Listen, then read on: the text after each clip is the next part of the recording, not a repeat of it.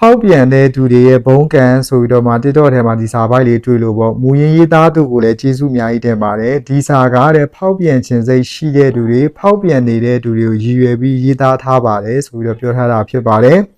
ဖောက်ပြန်တာကကောင်းလားဆိုရင်တော့ကောင်းပါတယ်တဲ့အဲ့တော့နေ့တိုင်းထမင်းဟင်းစားနေရပြီးညီးငွေးလာလို့ပါမုတ်လေးပြောင်းစားရတယ်လို့ပဲအသစ်ဆန်းလေးဖြစ်တာမို့ခံစားချက်ကလည်းပိုလက်ဆက်တယ်ရင်ခုန်တန်ကလည်းပိုပြီးတော့မှ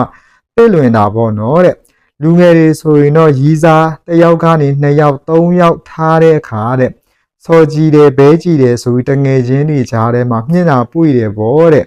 ဒါပေမဲ့ကိုယ့်ပေါ်တကယ်ချစ်ပြီးတန်ဖိုးရှိတဲ့သူအိမ်တော်ဘက်ကိုဖောက်ပြန်တဲ့အခါမှာတော့မင်းဟာအများကြီးဆုံးရှုံးရပါလိမ့်မယ်ဆိုပြီးတော့ပြောထားတာဖြစ်ပါတယ်အဲ့တော့နံပါတ်1အနေနဲ့သူက9ချက်ရှိတယ်ဗျနံပါတ်1အနေနဲ့ကိုချစ်တဲ့ချစ်သူတို့မအိမ်တော်ဘက်ကိုတဲ့လိန်ရမယ်တဲ့အဲ့တော့စိတ်ကမလုံခြုံမှုကိုခံစားရမယ်ပြီးတော့တဲ့ကံ9ပါးတွေကမှ2ပါးကိုကျူးလွန်လိုက်တာဖြစ်တဲ့အတွက်ကြောင့်မို့လို့ကိုယ့်ကိုကူညီဆောက်ရှောက်နေတဲ့နတ်မြတ်နတ်ကောင်းတွေရဲ့ညဉ့်ညင်ခြင်းကိုလည်းကျွန်တော်တို့ဖေခွာရမှာဖြစ်တယ်ဆိုပြီးတော့မှရေးထားတာဖြစ်ပါတယ်ဒါတော့နံပါတ်1အပိုင်းဖြစ်တယ်သူက9ပိုင်း9ချက်ထိရေးထားတာဖြစ်ပါတယ်အဲ့တော့ဒီနံပါတ်1ချက်မှာကိုပဲကျွန်တော်ကပြောပြချင်တာကဒီຢာကတော့ရေးသားထားတဲ့သူပြောတဲ့အတိုင်းတကယ်ကိုလည်းမှန်ပါတယ်ဗျအဲ့တော့လူငယ်တွေအားလုံးနေနဲ့ဒီနံပါတ်1တစ်ချက်ကိုပဲနည်းနည်းကျွန်တော်တို့တတိဝင်ဖို့အတွက်လိုပါတယ်လူတွေကကျွန်တော်တို့ကိုယ့်ရဲ့ဒီစိတ်ပိုင်းဆိုင်ရာကိုမထိန်သိမ်းနိုင်တဲ့အခါမှာတော်တော်များများအားလုံးနေနဲ့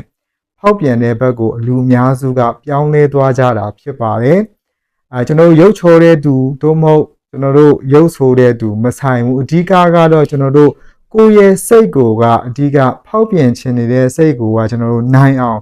ဘာနဲ့ထိန်းရမလဲဆိုရင်တော့အဓိကနံပါတ်1ကအသိဉာဏ်ပညာရဲ့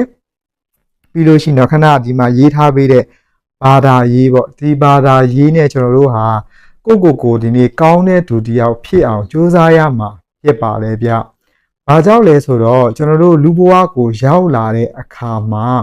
ကောင်းတဲ့သူတယောက်ဖြစ်ဖို့အတွက်ဆိုတာကကျွန်တော်တို့တော်နေတာနဲ့ကောင်းနေတာနဲ့မတူဘူးအဲ့တော့လူကောင်းဖြစ်အောင်ကြိုးစားတဲ့နေရာမှာကျွန်တော်အကြည့်စာရိတ္တဟာပါဝင်တာဖြစ်တဲ့အတွက်ကြောင့်မို့လို့ဒီຢာဟာအရန်ကိုမှမှန်ပါတယ်အဲ့တော့နောက်ပိုင်းမှာလည်းကျွန်တော်ကဒီနံပါတ်9ချက်ထိကိုကျွန်တော်တနည်းချင်းစီလာပြီးတော့ထပ်ပြီးတော့ share link ပေးအောင်မှာဖြစ်ပါတယ်အဲ့တော့ဒီတစ်ချက်နဲ့တင်ကကျွန်တော်အားလုံးကိုဒါအခုကြည့်နေတဲ့လူငယ်တွေပဲဖြစ်ဖြစ်ကျွန်တော်တို့ခဏပြောတဲ့ဒီဖောက်ပြန်ခြင်းနဲ့စိတ်ရှိနေတဲ့သူတွေတို့မဖောက်ပြန်နေတဲ့သူတွေကိုအဓိကပြောမယ်ဆိုရင်တော့ဆက်ပြီးတော့မမှားဖို့အတွက်ကိုဒါစာရေးသူကရေးသားထားတာဖြစ်ပါတယ်ဗျအဲ့တော့ကြည့်ရှုနေတဲ့သူတွေလူငယ်တွေအားလုံးကလည်းကိုယ်တိုင်ကလည်းဒီလိုမျိုးမဖြစ်အောင်ပေါ့နော်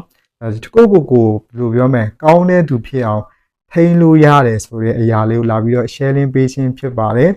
အားလုံးပဲကျွန်တော်ဖောက်ပြန်မှုကင်းတဲ့အချက်တွေနဲ့စုံတွေ့ကြပါစေလို့ဆုတောင်းပေးပါတယ်ဗျ